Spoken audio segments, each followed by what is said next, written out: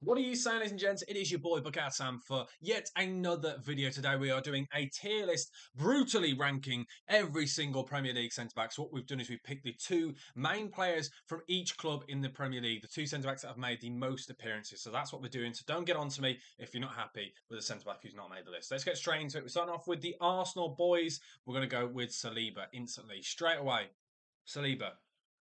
Unreal. Got to go straight in. Saliba for me has been absolutely incredible this season, but one man I think that's been better is Gabriel. And I put Gabriel above Saliba. In years gone by, I would have said Saliba was the most important for Arsenal, but Gabriel's making that step this year. He's taken that step up and became the main man at Arsenal. We speak about him in recent years where we said he was a bit chaotic, he was a bit unreliable, and at times Saliba was the kind of the main man, the linchpin to that back four, the real core of the team. Whereas you watch he leads by example, but Gabriel is the actual leader on the pitch. So I think Gabriel's got to go straight in as the number one centre back for Arsenal this year and one of the best centre backs in the Premier League. He's been absolutely incredible this year. This season, he's really stepped up and taken it to the next level.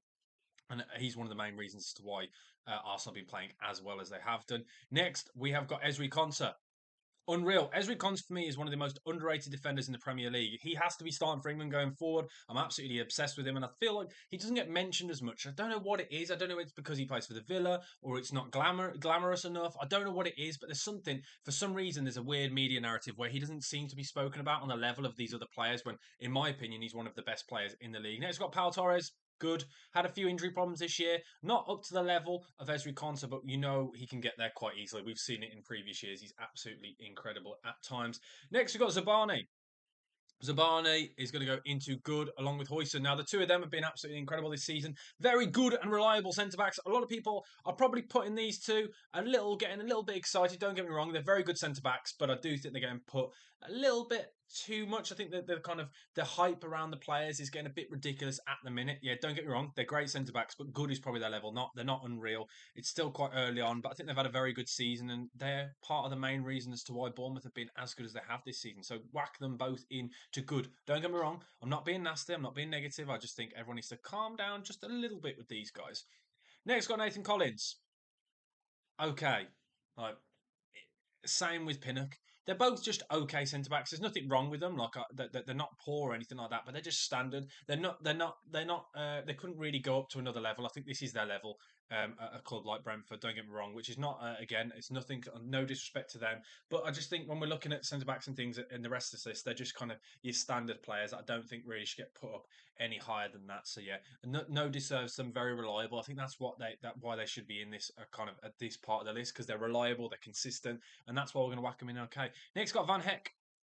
Van Heck for me into good. I really like him. I think he's really improved massively. At times last season, I thought, especially under De Zerbi, there was moments where he kind of was a little bit.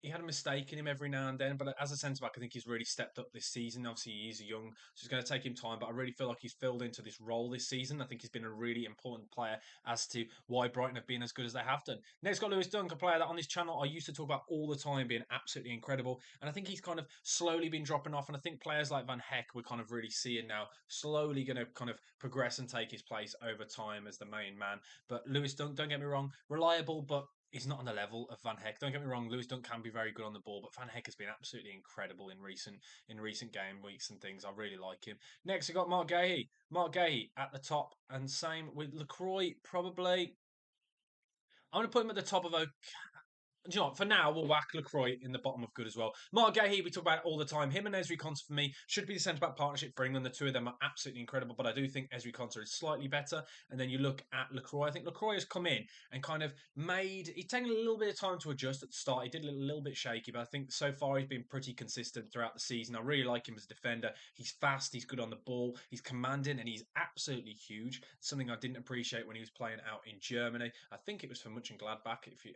apologies if I got that wrong, but I think it was Mönchengladbach. But this season he's been really decent. I think he's taken a little bit of time, and I think he's kind of flowed a bit with kind of the way Crystal Palace have been. They started off really poor, and then slowly they've kind of just progressed and got a lot better as the season's gone on. I think he's been again a big part as to why they've been playing as well as they have done recently. I think he's just kind of a lot calmer now, a lot more used to the way that the league goes and things. So I don't get me wrong, I think he's a good player, but I think that's probably the bottom of good. Maybe he might end up in good, it might end up in okay, but we'll see it. From now, we're going to leave it at that. Next, we have got Tosin Adarabioyo. and Fofana for Chelsea. Both of them straight into okay. Don't get me wrong, not bad centre backs, but both pretty average. I think kind of we've seen this season the two of them. Sorry, I've just said Fofana. I meant to say Colwill. Apologies, I had Fofana in the original list, but Colwill has made more appearances. So Colwill and Tosin Adarabioyo both going to okay. Don't get me wrong. I've kind of been a little bit disappointed with Colwill specifically because I think he's a little bit overrated for me. I think kind of he's been quite underwhelming this season. I expected him and Adarabioyo to kind of form a partnership, but we've not really seen it this season. I think they're the reason why Chelsea have kind of dropped off the way they have done because they're not as strong defensively as they really should be if they really want to progress into the top four.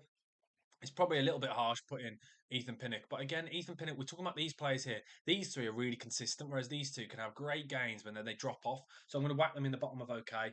Don't get me wrong, great centre backs, like very good centre backs on their day, but that they do mess up quite often. So we're going to leave it at that level for now because I'm just been a bit disappointed with them this season.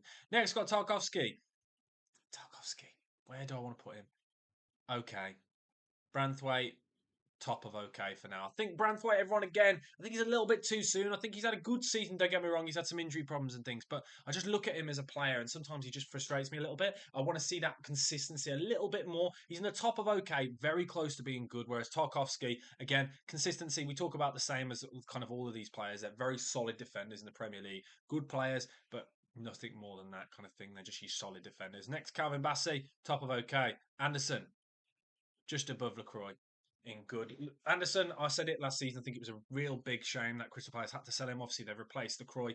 He's a lot younger and a very good player. But Anderson, what you get with him is he's so calm and collected on the ball. I think the way he reads the game and the way he distributes, I think he's just one of the best centre backs in the league. I've said it for a while. This season, he's not performed to the level that he has done in previous years. That is natural with age and things. But don't get me wrong, I think he's been incredible and had a great season. Same with Calvin Bassey. Calvin Bassey, I do really like. I think this season he's kind of calmed down a little bit because when he first joined, and it was similar to when he joined Ajax from Rangers, there's a lot of mistakes in this game, a lot of erratic and irrational decisions. And we saw that at the start of last season where he got a couple of red cards, a few own goals right at the start. Whereas this season, I think having somebody like Anderson next to him is a really calming player to play with. Sorry, the two of them have just really helped each other progress throughout the season. I think they're a big reason as to why Fulham have been as good as they have been this season. But yeah, he's in good. And then we've got Bassey at the top of okay.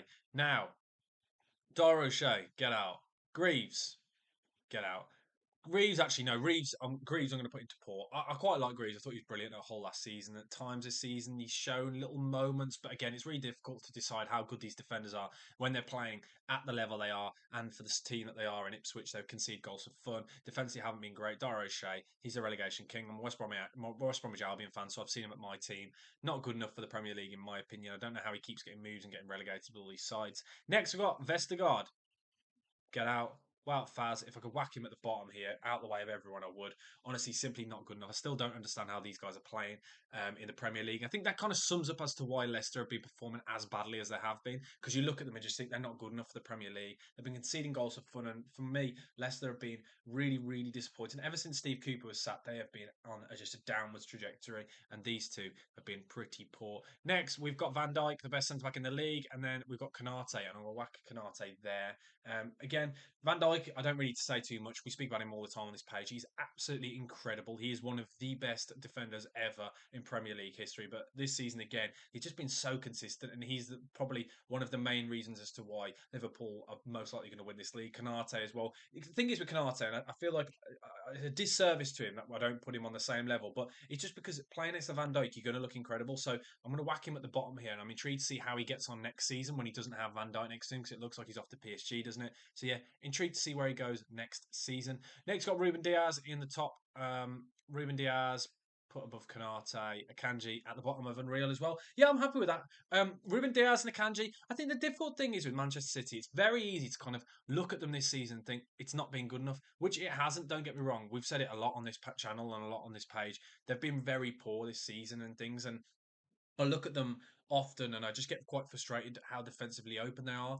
But as individuals, they're both still very unreal centre backs, and we've seen that at times this season because of how open they have been. So I'm going to still leave them in unreal for now, but I'm definitely keeping Ezri Konsa above them. Next, we've got Matthias de Ligt.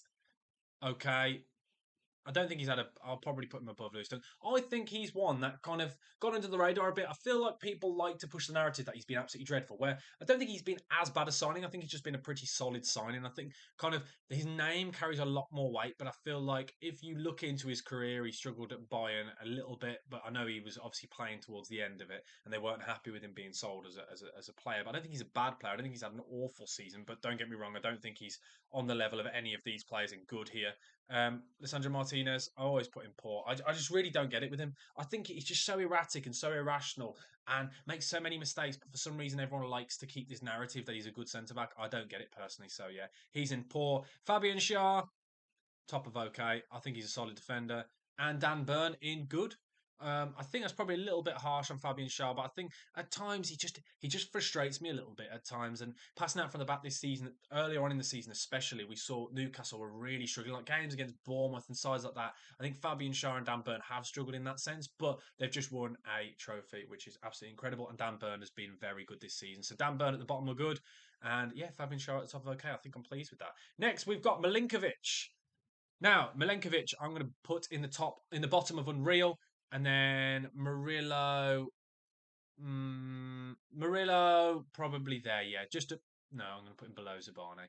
Now, I think with Murillo, I think we all like to talk about him and put him on a bit of a pedestal because he's a very exciting defender. The way he plays and things, he's absolutely crazy at times. But Milenkovic is the main man for me at Forest. He is so calm on the ball, and yes, he just reads the game so well. He's so good when he's distributing as well. I think he is the main reason and probably the best sign in the Premier League, and one of the main reasons why Forest have been as good as they have done. Having somebody like him, who was absolutely incredible at Fiorentina. We saw him in the Europa League, and I think it might be the Conference League. Years gone by, absolutely tearing it up. But this season, he's been absolutely incredible for Forest, an absolute steal. Murillo's probably the more exciting out of the two players, but actual performances wise, it's got to be Milenkovic for me. Next, we have got the Southampton boys, Bednarek in Get Out and Harwood Bellis in the bottom of poor. I just probably going on the fact that I've seen him in the Championship. No, I can't put him in poor. I'm gonna whack him in the top of Get Out. I just look at Harwood Bellis. I know in the Championship he was very good and things, and they spent a little bit of money on him from Manchester City, but I'm still not convinced by him. I'm sorry, Roy Keane. I know it's Roy Keane's daughter's husband. I think it's his son-in-law or something like that, or they're engaged, or they might be dating. Who knows? So don't come for me, Roy Keane. But I'm just not fully convinced by him at times. I feel like his distribution's really good, but it's really difficult to judge his Southampton team. So when he was in the Championship, he's absolutely incredible. So I can only go on that and whack him in the top of Get Out. Now we've got Dragosin, Get Out. No, mate, put him there. Romero, poor. I feel like these two, the reason why I'm going to whack them in poor is because of the kind of narrative that people kind of push with these two, that they're both incredible centre backs. Romero, for me, I always say it, I feel like he's one of the most overrated players we've seen in the Premier League in a long time. I feel like he really struggles in this thing, the way everyone says, oh, he's brilliant, he's got his S house when he goes for wingers and things. I feel like that's a really poor side to his game, where he loses his head and runs off to go and crunch a fullback and things. This season, he's been poor when he's played, and he's been a big reason as to why Tottenham have been as bad as they have been. I know he's had some injuries. A lot of the Tottenham defence has been, so I didn't really want to put Archie Gray in there because he's not a centre back, so it's harsh to put him on that. But kind of look at it as a whole, I think Romero has been pretty poor when he's played this season. I think it looks like he's leaving Tottenham because again, he's not good enough, especially in this system. He really doesn't suit it. Next, we've got Max Kilman. Max Kilman, okay. Don't get me wrong, consistent. He's been a lot better than in the second half of the season, but at the start of the season he was pretty poor. I'm probably going to whack him a little bit lower. Probably put him there. I think he's okay. Don't get me wrong. I think he struggled at the start, and I think the price tag didn't help. But he's kind of found his way under Graham Potter a little bit more, and he's pretty much played every minute of West Ham's season. Tadibo, just below Kilman. I feel like with Tadibo, there's this weird narrative. Everyone was really because of the fact he was linked with Juventus, Real Madrid. Absolutely everyone, including myself, I would have been a bit disappointed. Don't get me wrong; he's a solid centre back. I'll probably actually put him above Kilman. There, we'll whack him there. I think I was just being a bit disappointed in the sense of I was really excited to see him in the Premier League and kind of the way everyone had been discussing and talking about how good a player he was or has been across Europe. I think he came with that big name and he's just not really lived up to it to the level we were all expecting. So yeah, he's gone into okay. Don't get me wrong, pretty solid though. Next we got Bueno for Wolves in Get Out, probably above. I'll probably put Harvey Bellis, and then Craig Dawson. in Port. I think those two. I think again, Wolves have had a lot of injury problems. They're looking a lot better now under the new manager, but still not good enough. But there you go. I have brutally ranked every single Premier League centre back for this season. Let me know your thoughts down in the comment section below. Do you agree? Do you disagree? Let me know, and please like, comment, and subscribe. I'm trying to get to 15,000 subscribers by the end of the year. It's pretty outrageous, but I feel like we can do it if you help and support me. So thank you guys for watching, and I will have another upload going out tomorrow doing my England 11. But thank you for watching, and I will see you guys very soon. Peace.